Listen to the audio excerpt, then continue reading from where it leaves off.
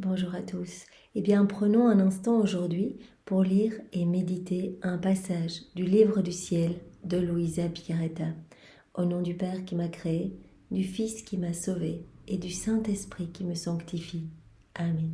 Jésus, je me plonge en toi, dans ta divine volonté, je m'unis à toi, je m'identifie à toi, je me consume en toi, je viens fondre, fusionner ma volonté dans la tienne, et je te supplie, Seigneur, de venir habiter mon cœur que je te donne.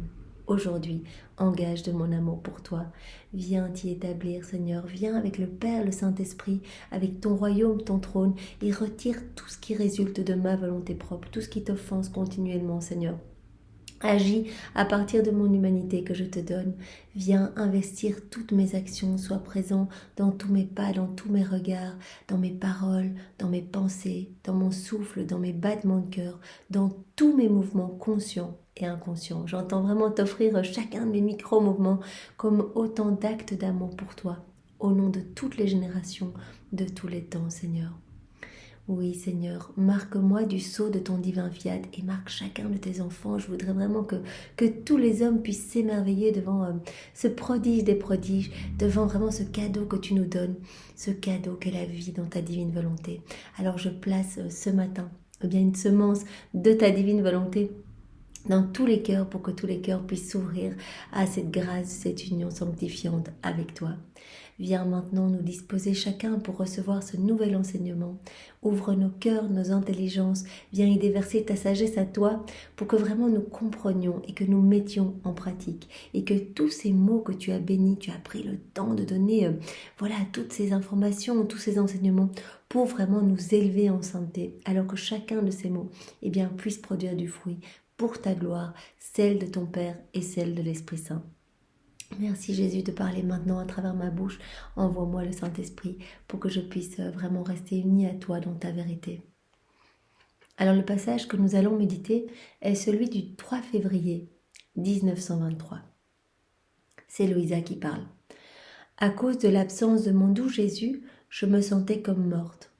Vous voyez, donc chaque fois que Louisa elle est loin de Jésus, elle sent vraiment, elle se sent mourir en fait. Vraiment, c'est quelque chose de très douloureux pour elle, l'absence de Jésus. S'il bougeait à l'intérieur de moi, il se laissait voir dans cette horrible mer de péché des créatures. Incapable de subir cela plus longtemps, j'ai gémi fortement et à haute voix. Ébranlé, Jésus sortit de cette mer, et me tenant fermement, il me dit.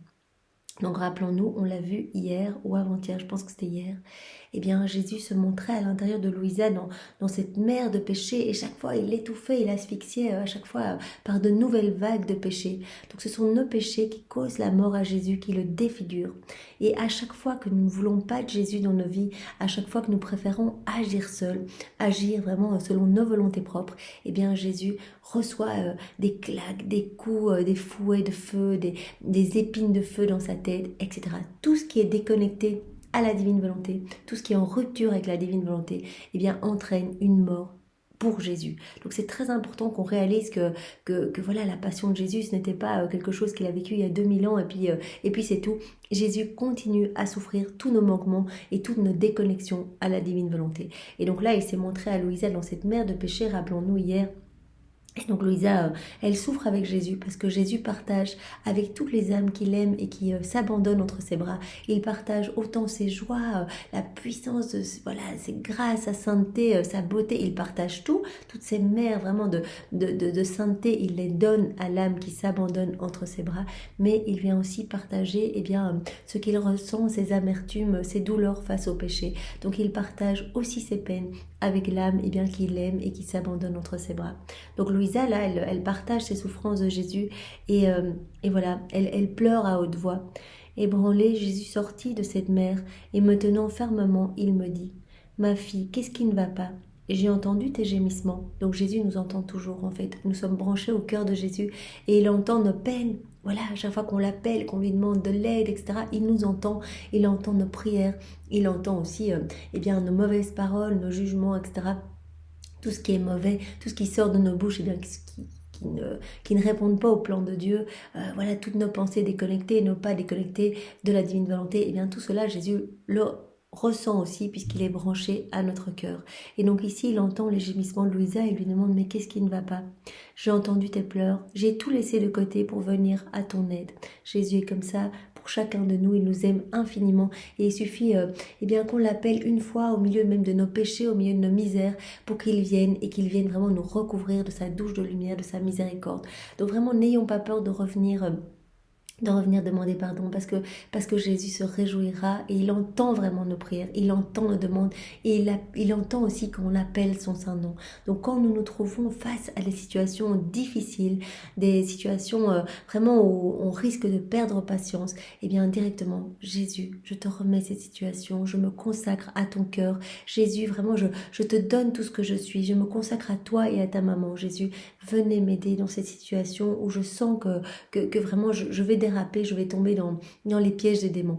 Donc directement, le Seigneur nous demande de faire cela. Il nous l'a demandé dans une des heures des méditations des 24 heures de sa passion. Et bien après, il y a à chaque fois des réflexions.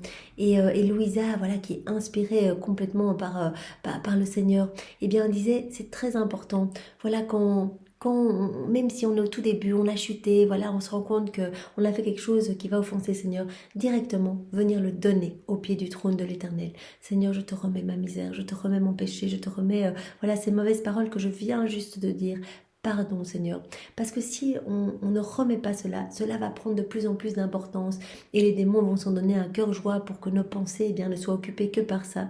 Et après, il faudra un véritable miracle pour que nous revenions, parce qu'au plus ça prend de l'ampleur, au plus on va être rempli de doutes, d'incertitudes, on va se sentir mauvais, ça va être un cercle infernal.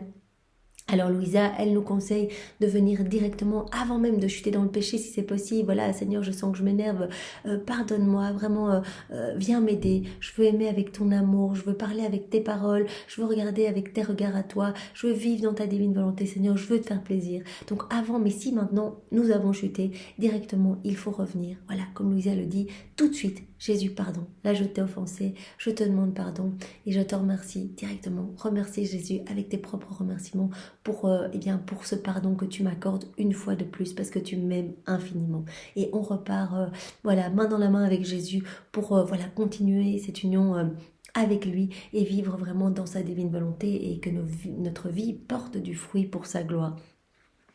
Donc Jésus vraiment nous entend, il est connecté, là il entend Louisa qui pleure, qui partage ses souffrances et donc il vient directement, il met tout de côté pour venir directement à son aide.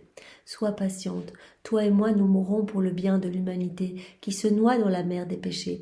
Louisa elle a accepté, comme je l'ai dit hier, d'être cette âme réparatrice, elle a donné son oui pour porter les souffrances de l'humanité. Tout ce que les hommes devraient payer comme dette d'amour, de gloire, etc.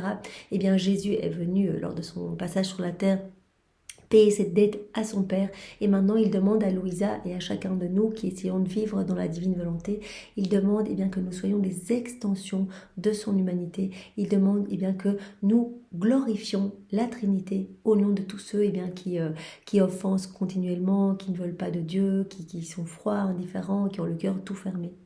Et donc Louisa, elle s'est offerte en plus pour être âme victime, c'est-à-dire pour prendre tous les châtiments qui devraient être réservés aux hommes qui provoquent Dieu, etc. Elle a dit, vas-y, envoie-les sur moi, je veux prendre les souffrances de tous les hommes pour vraiment payer la dette et que ta justice divine soit apaisée. Et que vraiment ces châtiments ne tombent pas sur les hommes.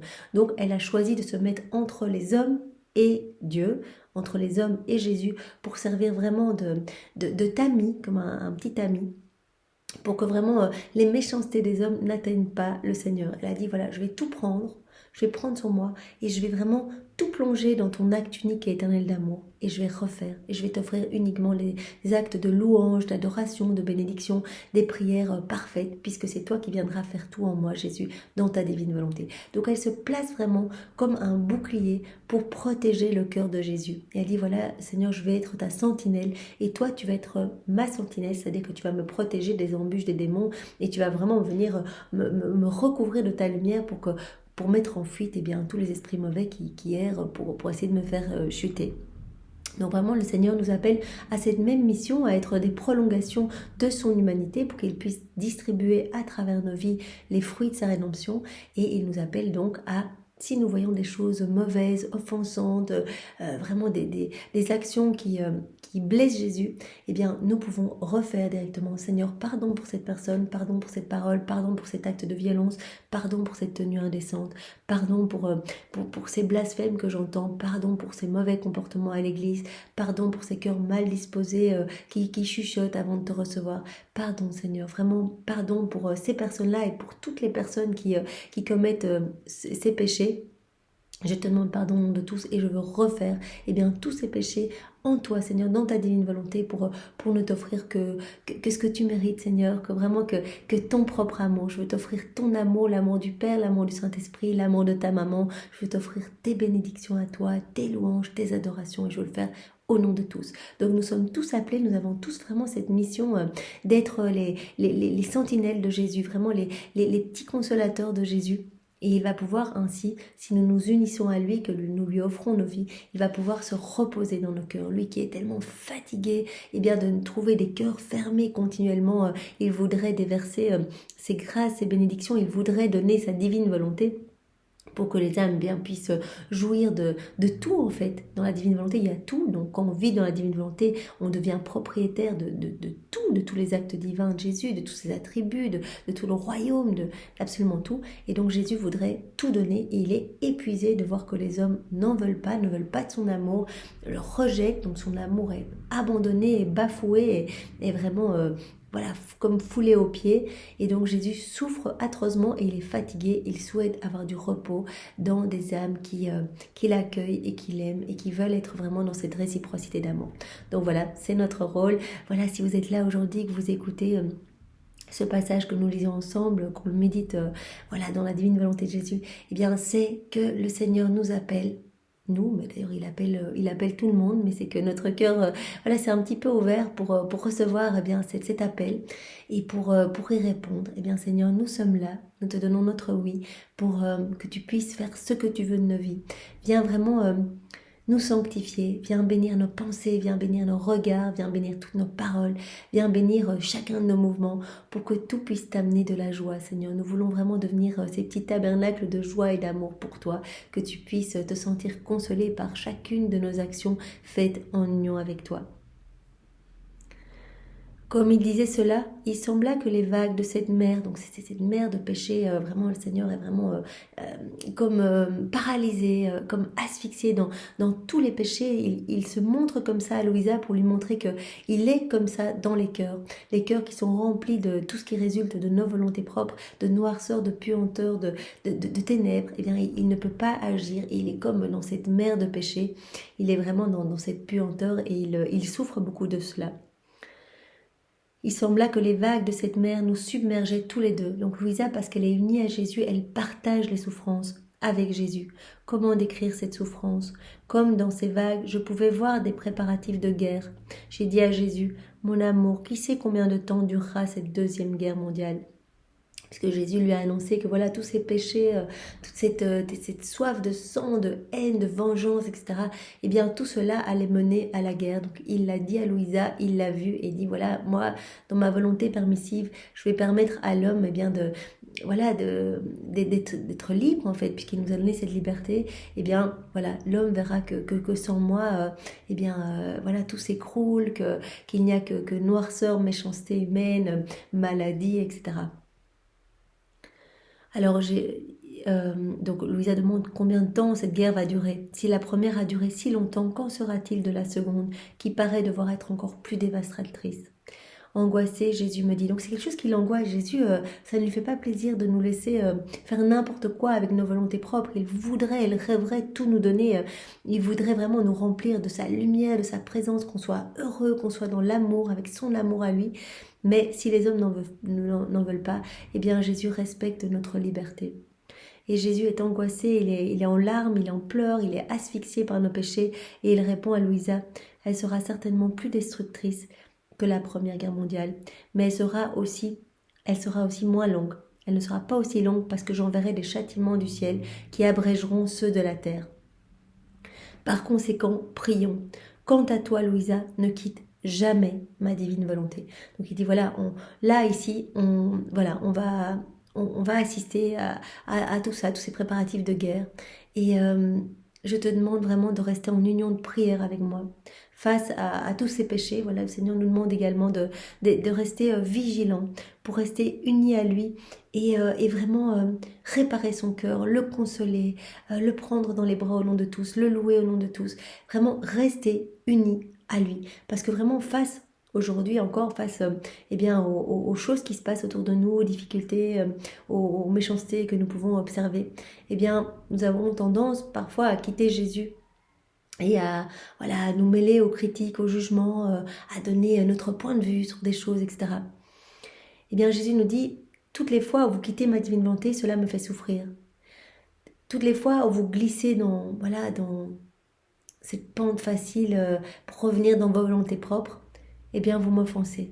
Donc, restez unis à moi, parce que avec moi, vous allez rester dans ma lumière et vous allez pouvoir être des sources de lumière au milieu de toutes ces méchancetés. Vous allez pouvoir amener ma force, ma puissance, ma sagesse, ma bonté, mon amour, mon Esprit Saint, partout autour de vous, mais pas que autour de vous, dans toutes les générations passées autour de vous et futures, et dans le ciel et sur la terre, etc. Donc il y a beaucoup de répercussions au niveau spirituel pour toutes les fois où nous sommes unis à Jésus. Donc le Seigneur nous demande de rester vigilants et de rester attentifs, d'être persévérants, constants, vraiment dans cette union avec lui, dans nos prières faites en union avec les siennes, pour que nos prières portent les fruits de ses prières à lui, donc il y a beaucoup d'âmes sauvées, etc. Donc il nous appelle vraiment à cette vigilance. Et je vous propose, comme ce passage était tout court, de continuer avec le suivant, celui du 13 février 1923, qui va dans le même sens. C'est Louisa qui parle.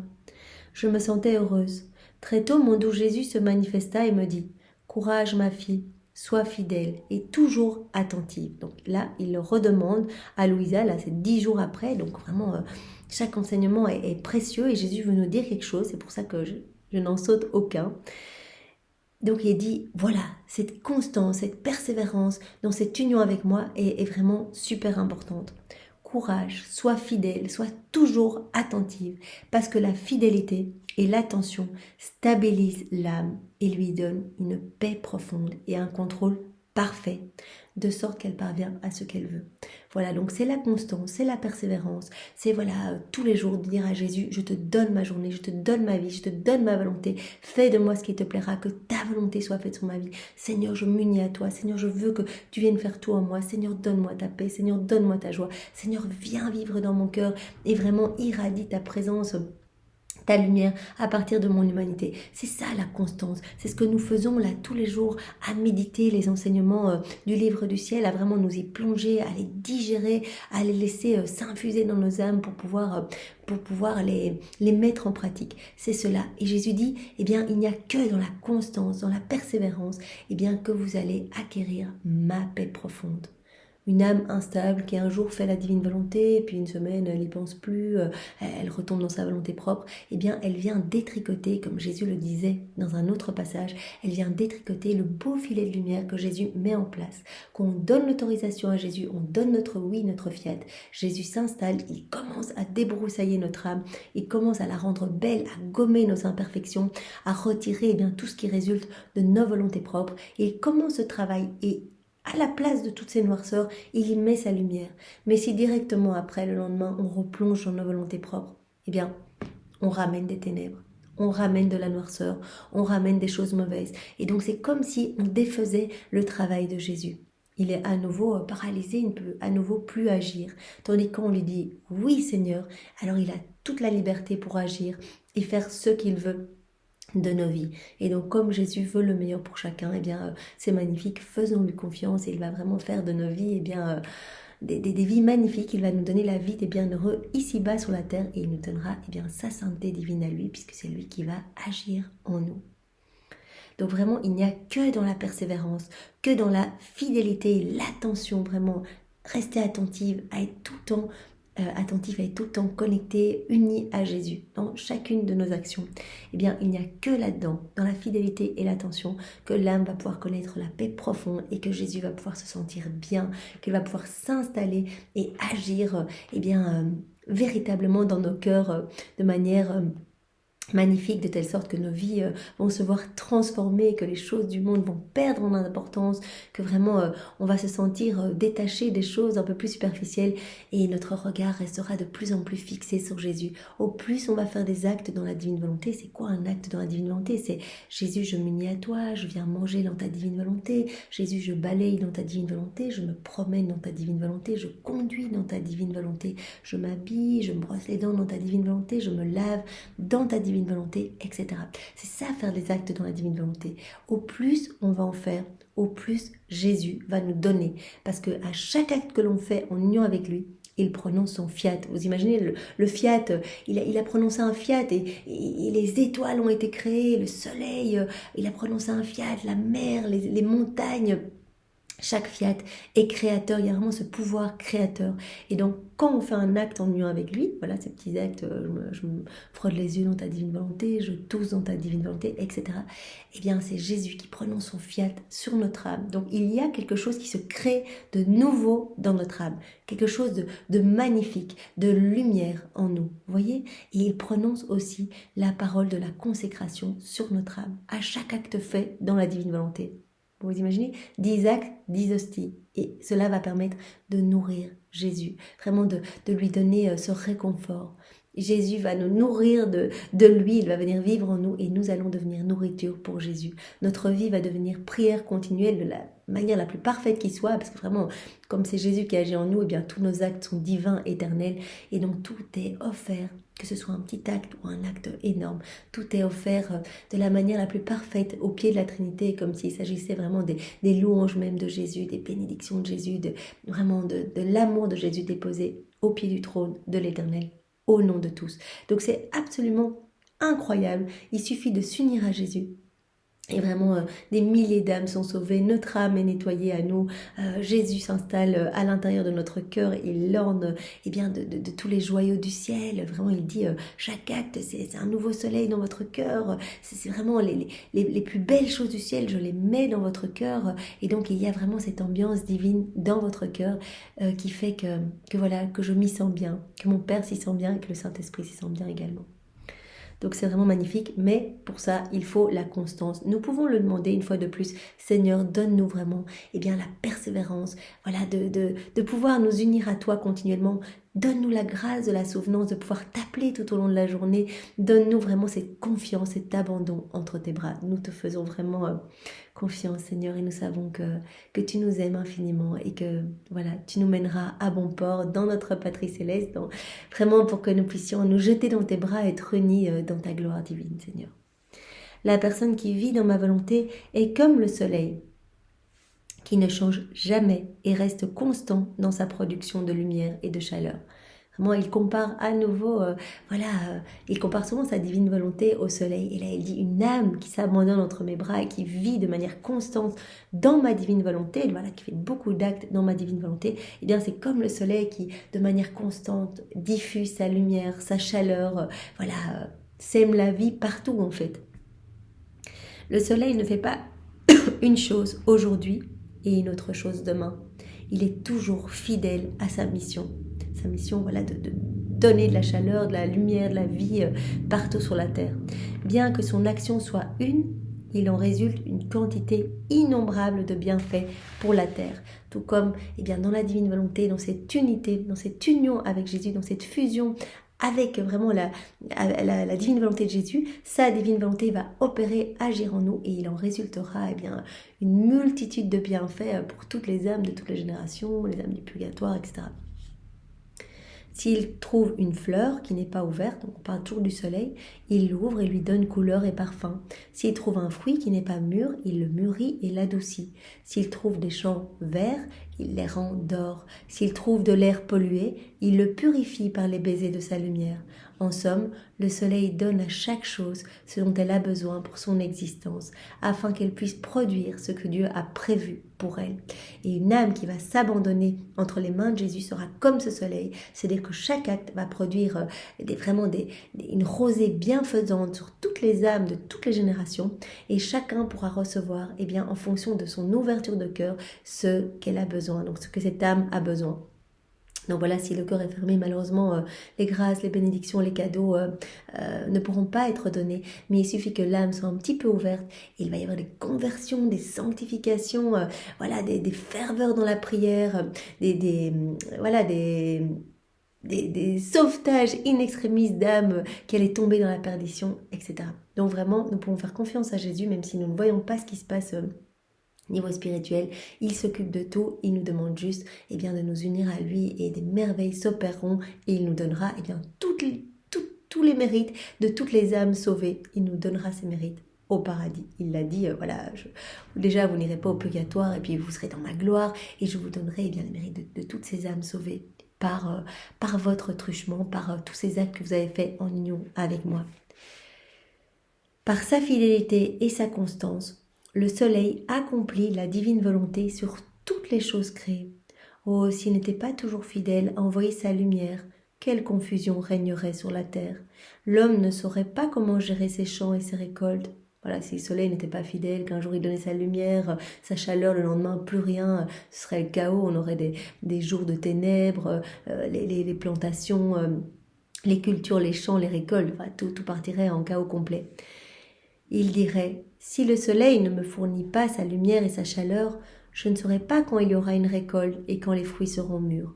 Ça, voilà, l'homme dirait, voilà, je ne peux pas cultiver, je ne peux pas agir, voilà, sans ces rythmes et ce soleil, sa chaleur, etc. Il en va ainsi pour l'âme fidèle et attentive qui vit dans ma volonté. Son agir est un. Voilà, on a vraiment notre volonté propre qui est consumée, qui est fusionnée, qui est fondue dans la divine volonté de Jésus. Son agir est un, mais ses effets sont innombrables. Une action faite en union avec Jésus va avoir des répercussions partout. À l'inverse, si l'âme est inconstante, distraite, ni toi ni moi ne pouvons prédire ce qu'elle produira. Voilà, s'il y a une inconstance, malheureusement, il y aura très peu de retombées positives.